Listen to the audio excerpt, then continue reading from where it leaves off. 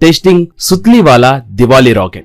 बांद्रा नामक गांव में मुकेश नाम का एक व्यापारी हुआ करता था। वो हर साल दिवाली के समय पटाखों की दुकान लगाता था। वो किसी को भी दाम कम करके नहीं देता था और दाम ज्यादा नहीं बोलता था, सही दाम पे बेचता था। मगर उसी गांव में तरुण नाम का एक आदमी हुआ करता था। वो हरदम गांव में सबके पास कर्ज करते रहता था। जो मिले उनसे पैसे पूछते हुए उन्हें सताता था। एक बार अपने दोस्त भूषण से तरुण, पता नहीं यार, आजकल मुझे जिंदगी से चिढ़ मच रही है। मानो इंसानों में इंसानियत ही खत्म हो गई। हो सके तो कल इसरो के भेजने वाले रॉकेट में चंद्रमंडल को या अंगारक ग्रह को जाकर वहाँ पर जीने का मन कर रहा है, कहा भूषण तब। तुम्हारे नाटक बंद करो, कोई कर्ज नहीं दे रहा है कहकर मुझे शिकार बनाने की कोशिश कर रहे हो क्या? ये सब मुमकिन नहीं है, मगर कोई दूसरा काम है तो देखो, कहा तरुण तब। मेरे कर्ज पूछने का प्लान पता चल गया। छी, आजकल सबको मेरे प्लान के बारे में पता चल जा रहा है। ऐसे ही चला तो मैं कैसे जीऊंगा यार, कहा भूषण तब। यार ये सब छोड़कर मुकेश के पटाखों के दुकान के पास जाकर काम करो। कह रहा था कि 2 लोग चाहिए, ये 4 दिन काम करे तो अच्छे खासे पैसे देगा, कहा। इससे तरुण मुकेश के पटाखों के दुकान के पास जाकर काम पूछा। वो ठीक है कहकर तरुण को काम पे रख लिया।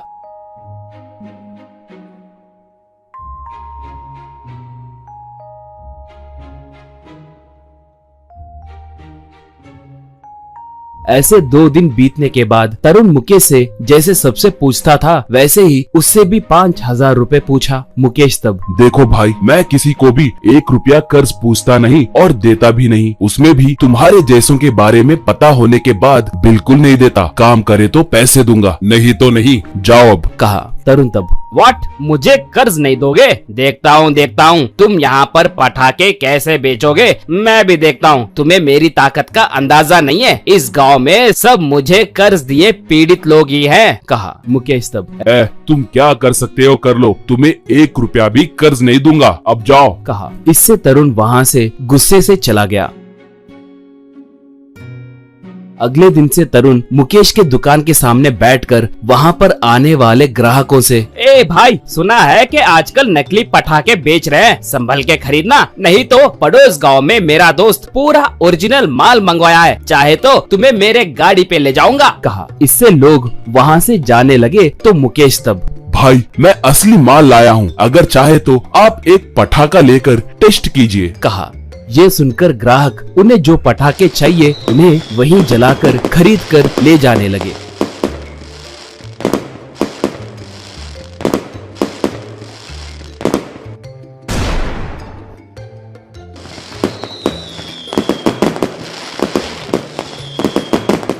ऐसे 2 दिन बीतने के बाद भूषण पटाखे खरीदने के लिए वहाँ पर आया। उसे देखकर तरुण भी उसके पीछे पीछे दुकान को आ गया। भूषण को रॉकेट्स खरीदते हुए देखकर तरुण, देखो यार, अच्छे अच्छे रॉकेट्स चुनकर यहाँ पर रखो। मैं तुम्हारे लिए अच्छे रॉकेट्स टेस्ट करके किसे खरीदना है बोलूंगा, तब घर में बच्चे तुम्हें सुपर डैड कहकर तुम्हारी तारीफ करेंगे, कहा। इससे भूषण एक एक रॉकेट को निकाल के बाजू में रखने लगा तो तरुण उन्हें जलाने लगा। ऐसे बहुत देर तक बहुत सारे रॉकेटों को जलाया। ऐसे कम से कम 200 रॉकेट्स जलाया।